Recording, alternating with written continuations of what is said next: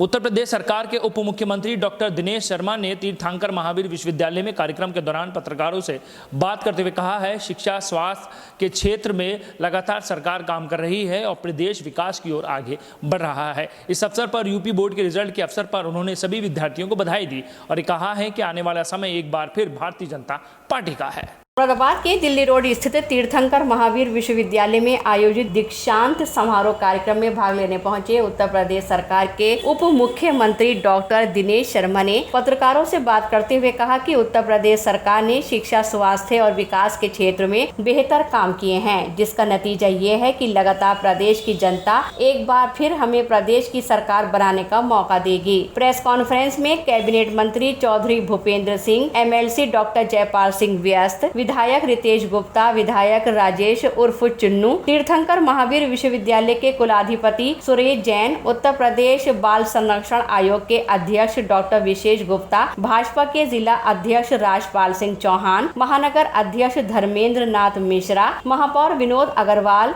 उत्तर प्रदेश खादी ग्राम उद्योग बोर्ड के उपाध्यक्ष गोपाल अंजान, जिला पंचायत अध्यक्ष डॉक्टर शेफाली सिंह के साथ अन्य लोग मौजूद रहे।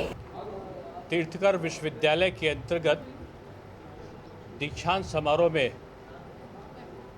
आने का और भारतीय जनता पार्टी के जनप्रतिनिधियों, पार्टी के प्रमुख पदाधिकारियों के साथ विचार विमर्श और बैठक करने का अवसर मुझे यहाँ पर मिला है। उत्तर प्रदेश में माननीय योगी जी की सरकार ने 4.5 वर्षों में प्रत्येक क्षेत्र में अभूतपूर्व परिवर्तन किए हैं। अभी जब मैं आपसे बात कर रहा हूं, तो आज हमारे हाई स्कूल और इंटरमीडिएट का जो परीक्षा परिणाम है, मैं समझता हूं आधे घंटे बाद वो भी आने वाला है। 56 लाख से अधिक विद्यार्थी बैठे थे। प्रधानमंत्री जी ने जैसा कि आह्वान किया था कि कोरोना के संक्रमण काल में जो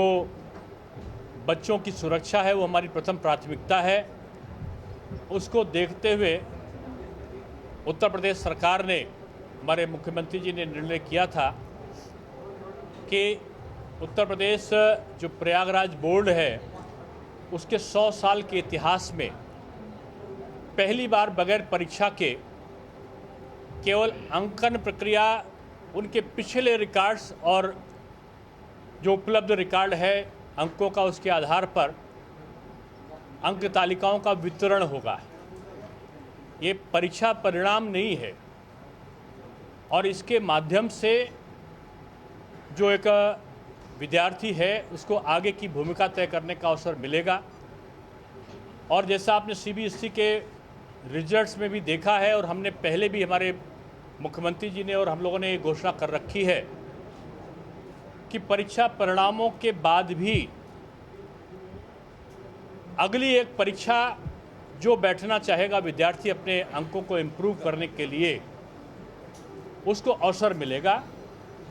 और न केवल अवसर मिलेगा बल्कि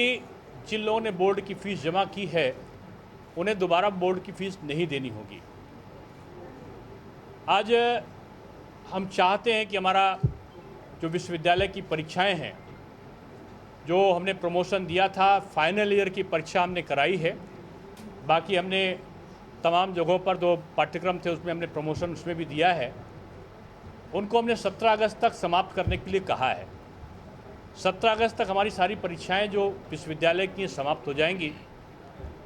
उसके बाद विश्वविद्यालयों में एक पठन पाठन का क्रम प्रारंभ हो, उसकी व्यूह रचना हम लोग रच रहे हैं। हम लोग आगे कब ऑफलाइन टीचिंग शुरू कर सकते हैं इस पर जल्दी निर्णय लेने वाले हैं, लेकिन कोरोना संक्रमण के उपाय और उससे बचाव ये हमारी पहली प्राथमिकता है। और मुझे खुशी है कि कोरोना के इस विभत्स स्वरूप के दौरान माननीय मुख्यमंत्री जी के नेतृत्व में उत्तर प्रदेश सरकार ने जिस प्रकार से गांव-गांव में 74,000 निगरानी समितियों के माध्यम से किट्स का, मेडिकल किट्स का वितरण किया, सैनिटाइजेशन कराया, चिन्हीकरण किया मरीज का, उनकी टेस्टिंग कराया, उसके बाद उनकी चिकित्सा कराया। ट्रिपल टी फार्मूला हमारा सफल रहा और भारतवर्ष में नहीं, दुनिया के तमाम जगहों पर उत्तर प्रदेश के कोरोना मैनेजमेंट की प्रशंसा हुई है। कोरोना गया नहीं है, जैसा कि प्रधानमंत्री जी ने कहा, ये बहुरूपिया है,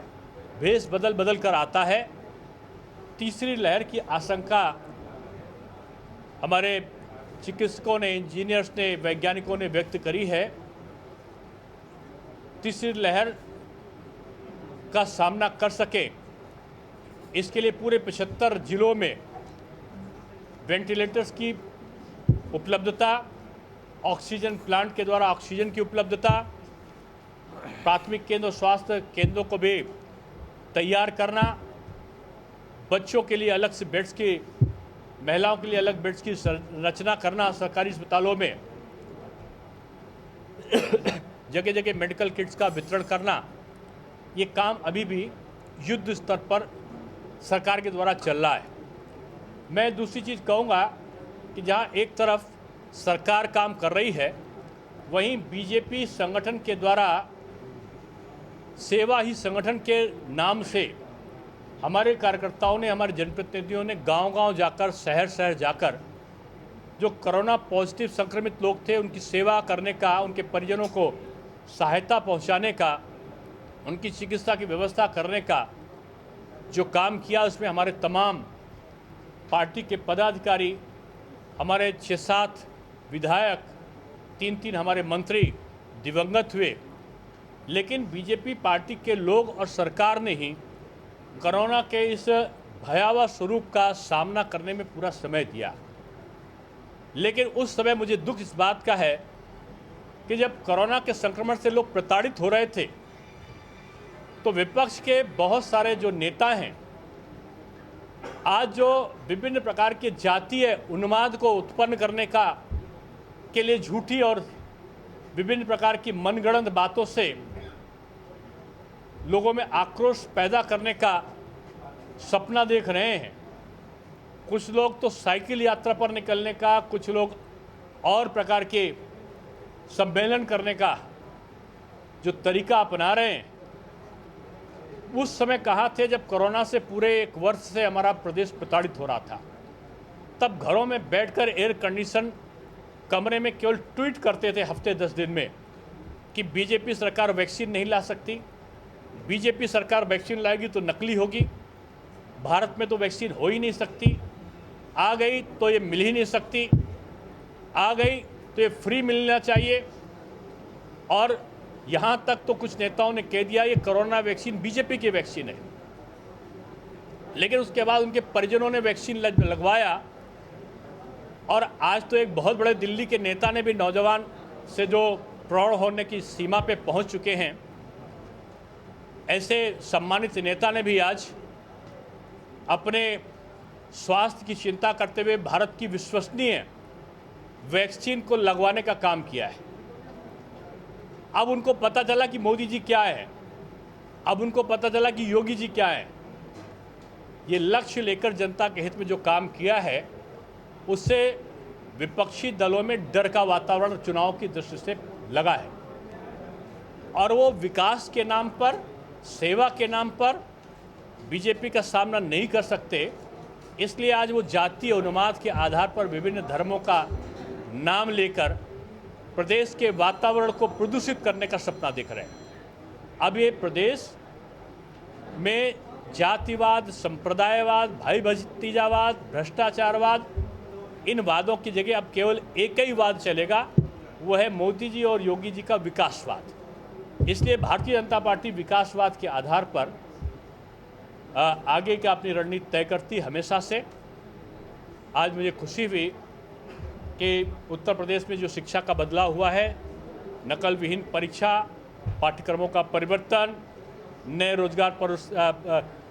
रोजगारपरक कोर्सों को जोड़ना, नई शिक्षा नीति के द्वारा जो आमूलचूल व्यवस्था है शिक्षा की, उसमें परिवर्तन करने का लक्ष्य हमने प्राप्त किया है। ये बहुत बड़े परिवर्तन है, और आज इन परिवर्तनों को लेकर हम लोग जिले जिले जब जाते हैं तो एक सकारात्मक जो जनता की स्वीकृत है वो प्राप्त होती है। आज यही बताने के लिए हम लोग यहाँ पर आए थे और मैं समझता हूँ कि हमारा संगठन, हमारी जनप्रतिनिधि का जो काम है वो सराहनीय है। भारतीय जनता पार्टी ने भी जो 63 जिला पंचायत अध्यक्ष हैं और जो 648 ब्लॉक प्रमुख हैं, जीत के जनता की स्वीकृति को बता दिया है कि जनता चाहती क्या है। और मैं समझता हूँ कि जो आने वाला चुनाव है वो निर्णायक चुनाव है और भारतीय जनता पार्टी को पूरा विश्वास है कि ये साधु स्वरूपी जनता इस बार चुनावों में जो पिछला रिकॉर्ड हमारी जीत का था उस रिकॉर्ड को तोड़ेगी।